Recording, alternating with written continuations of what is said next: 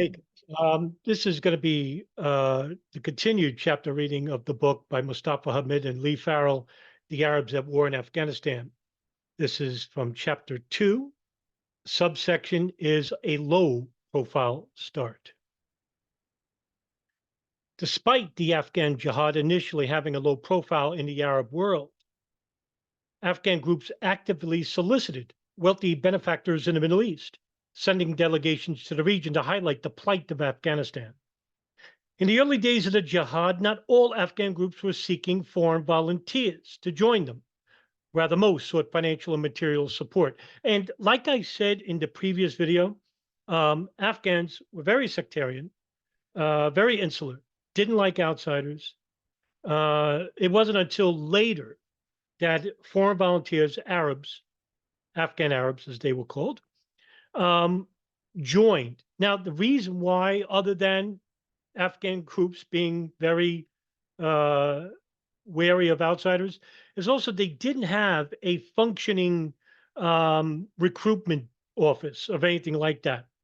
That came later under the idea of Abdullah Yusuf Azam, who pitched it to Osama bin Laden, and we'll learn about that later. LF, Leah Farrell. I imagine the Afghans did not want a large influx of volunteers because at that point there was no infrastructure in place to accommodate or train Arabs. That's right, that's what I was talking about.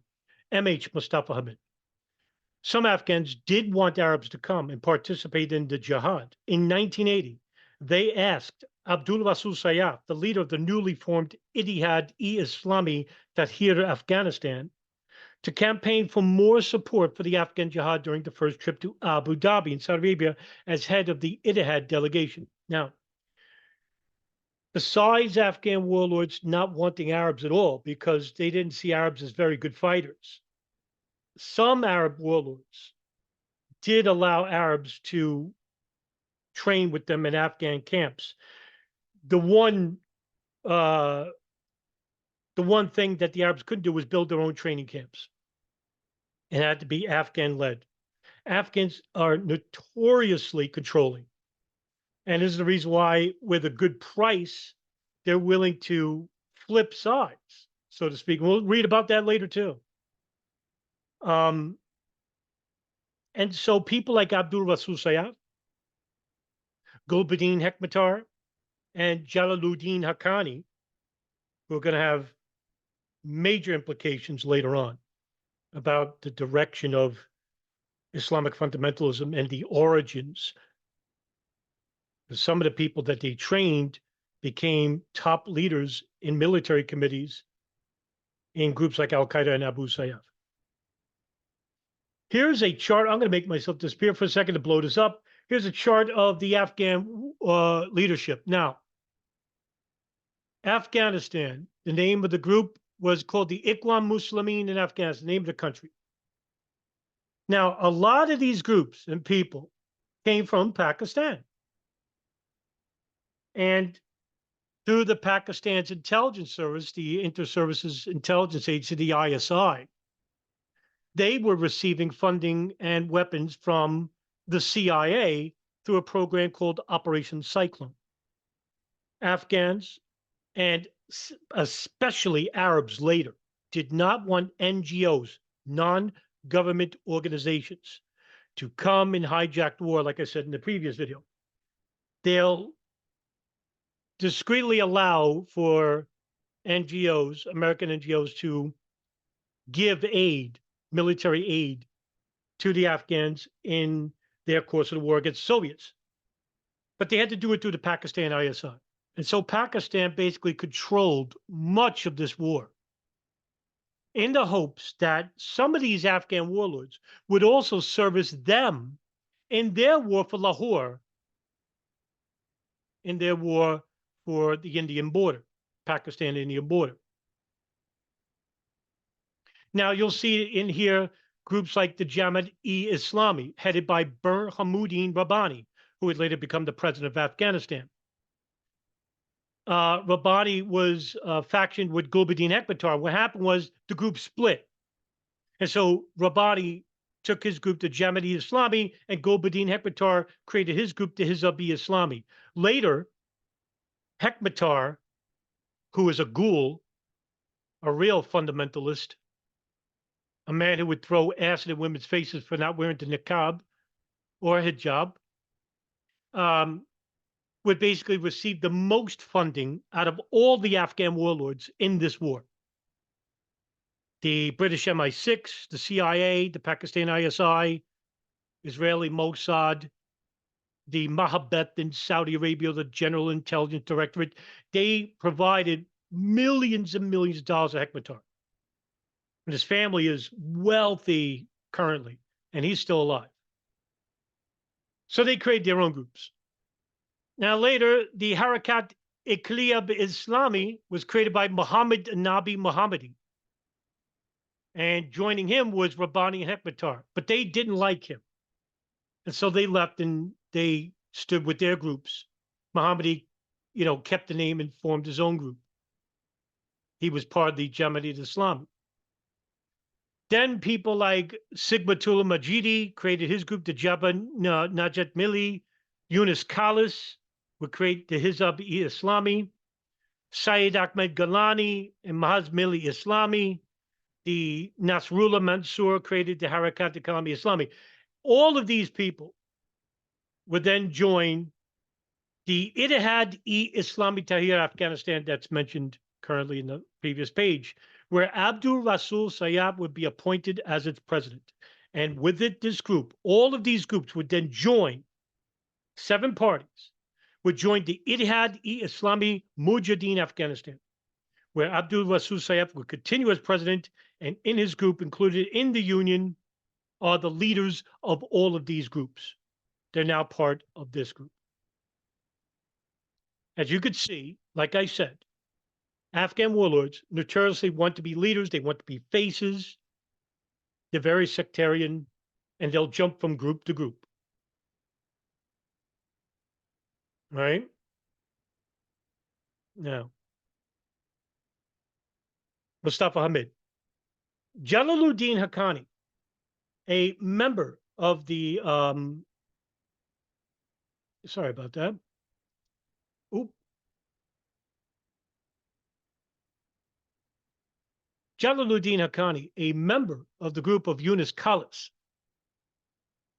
Hizb-e Islami party, was among those in the delegation that traveled to Abu Dhabi and wanted Arabs to come and join the Jihad. Haqqani would later be notorious for training the original members of al-Qaeda with his group before they created the al-Masri camp, for those in the know. Haqqani was a notoriously very powerful leader that the Taliban basically left alone later on. He basically was supported by the Pakistan ISI, which is the reason why. And his group would later be called the Haqqani Network. That's still operating today. He asked Sayyaf to call for Arab volunteers to come to Afghanistan, arguing the Arabs will not know what we need unless they come here. And Sayyaf agreed to Haqqani's request and said he would call for volunteers at a press conference he was to hold in Abu Dhabi. But other Afghan leaders said, we do not need Arab volunteers, we need money. Again, this is where they said, the Arabs are not very good fighters and they don't want outsiders. I attended this press conference, Mustafa Hamid, meaning because he's speaking. I attended this press conference and Abdul Rasul Sayyaf did not call for Arab volunteers as Haqqani had asked. Instead, he had only asked for donations and support. That's because Sayyaf was feeling the squeeze. The majority of the Afghan warlords did not want this. They did not want Arabs. Very few warlords, like I said, Hekmatar and Haqqani, besides Sayyaf. Leah Farrall, is this the press conference you and your friends helped organize? Mustafa Hamid, yes. My friends and I organized the first trip of Union delegates to the Gulf. The delegations from the Afghan parties traveled to a few countries, and it was an important move forward for them. During the trip, the delegations made direct contact with Arabs in the Gulf who came to support the Afghan Jihad. Osama bin Laden, then a young man, began financing the Afghan Jihad almost immediately after the Soviet invasion. Now remember, Osama bin Laden at this point graduated King Fahd University, engineering degree. He basically was one of the top benefactors and appointed leaders of the Saudi Bin Laden Group, the largest construction organization in the Middle East, which restructured or um, restructured Mecca and Medina. King Fahd would appoint Mohammed bin Laden as the only construction magnate that he would work with. And when Mohammed bin Laden was killed, incidentally, in a plane accident, um, another brother, Salim bin Laden, who's more astute as a businessman, who's older than Osama bin Laden, somebody that Osama looked up to, basically, he was being financed by a Bush acolyte, a Bush associate named James R. Bath, who told George W. Bush Jr., who was the CEO, I think, or the director of Arbusto Energy, a small oil company, to go through the bin Laden group and Salim bin Laden. And so Salim bin Laden started financing Arbusto Energy. Incidentally enough, Salim bin Laden was killed in a plane accident in the United States. I mean, the irony is off the charts here, folks, right? He traveled to Pakistan and provided funds for the Afghan Jihad to the leaders of the Pakistan Jamaat-e-Islami, who then dispersed them to the Afghan groups. Jamaat-e-Islami had long-standing links with the leaders of the Afghan Mujahideen groups, having supported many of them since the mid-1970s, when they sought refuge in Peshawar after the Afghan regime cracked down on their activities and efforts at insurrection. This was when Mohammed Nur Taraki, Hafizullah Amin, socialists under the influence of the communist regime in Soviet Union began cracking down on religious groups in the country because they basically abhorred the religious sector. Later on, they committed massacres, which led to the war that we're reading about now. The Afghanistan conflict was, however, not the only focus of bin Laden's attention in the early 1980s. Nor was it the only conflict he was financing. It will come out that he financed a hell of a lot more.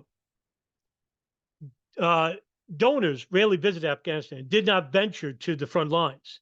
They instead limited themselves to Pakistan, where they would assess support options for the jihad, and in some cases for charitable organizations working to assist Pakistan's growing Afghan refugee problem.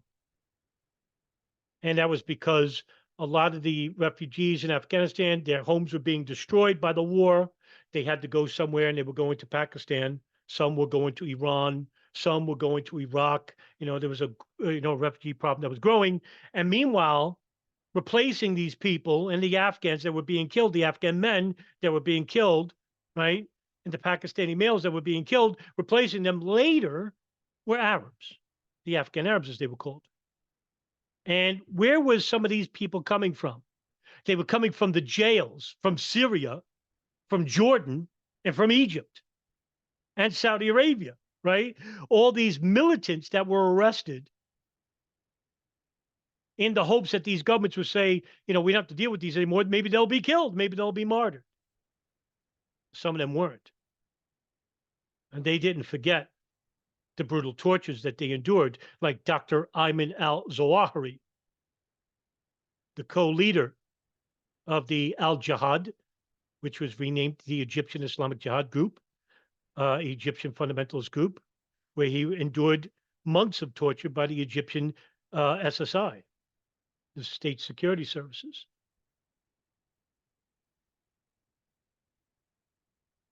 Leah Farrall. Is it true by the early 1980s, Ikhwan Muslimin had sent people to Pakistan to assess options for supporting the jihad and the Afghan refugee problem, but that it was refused to become directly involved in resistance activities? Mustafa Hamid. Are you talking about the main Ikhwan Muslimin group or the Syrian Ikhwan Muslimin? Leah Farrall. The main Ikhwan Muslimin group in Afghanistan. Mustafa Hamid. Yes, I think this is probably true. But for the Syrian Ikhwan Muslimin, it was different. Leah Farrall. Some parts of that group became involved in resistance activities in Afghanistan. Mustafa Hamid. Yes, but it was not an organizational decision on the part of the Syrian Ikhwan Muslimin. The group had essentially collapsed by the early 1980s. After that, the youth came to Afghanistan to share the jihad, and they were angry at the occupation in the Syrian Jihad, led by Ikhwan Muslimin, and the events that had taken place there. Leah Farrall. You discussed the Ikhwan Muslimin position in Afghanistan with some officials from the movement. How would you characterize its position? Did they outline its position to you, Mustafa Hamid? I had two meetings with them. One meeting was in 1981 with Kamal al-Sumari, and another one was Mustafa Mansour in 1984. From the beginning, Ikhwan Muslimin had a position on Afghanistan military training and remained in place for all of the period or the war period against the Soviets until their 1989 withdrawal. This position was one, use the media to incite Muslims around the world to support the Afghan Mujahideen. This adaptation was adopted by none other than Abdul Rasul Sayyaf and Gulbuddin Hekmatyar, which recruited later Khalid Sheikh Mohammed. Yes, the alleged mastermind of the 9/11 attacks, who became part of the media committee under Abdul Rasul Sayyaf. Two, this basically by number one was so important because it led Khalid Sheikh Mohammed to the to Abdul Rasul Sayyaf. Two, collect donations and send them to the Mujahideen organizations in Peshawar or distribute them to refugee camps. This part from Ikhwan Muslimin was later adopted by Osama bin Laden and Abdul Yusuf Azam to create the Afghan Services Bureau in the Arabic known as Maktab al-Khidmat, which grew to a number of buildings in Peshawar, which recruited the Arabs, especially the Egyptians, who came and hijacked the buildings and controlled the conflict afterwards. Three, send doctors to work in hospitals for treating the Mujahideen. Bingo! This became the invitation to Dr. Ayman al-Zawahiri, who later became the co-emir of al-Qaeda. He worked with the Red Crescent in Peshawar, where he would later meet and hear about Osama bin Laden and got to know him and created al-Qaeda with him and pushed out Abdullah Yusuf Azam. Four, support Abdul Rasul Sayyaf, the leader of the union. It was known that Sayyaf represented the international organization of Ikhwan Muslimin in Afghanistan, and so most support and media went to him in that capacity. Ikhwan Muslimin applied this program, although they did not clearly disclose the political side of their activities in their data.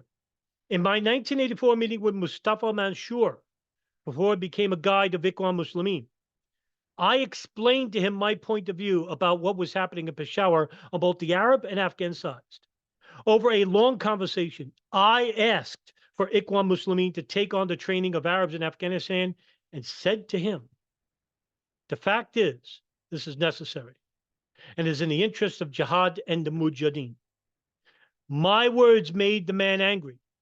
He believed the involvement of Ikhwan Muslimin in military action in Afghanistan would turn Arab governments against them.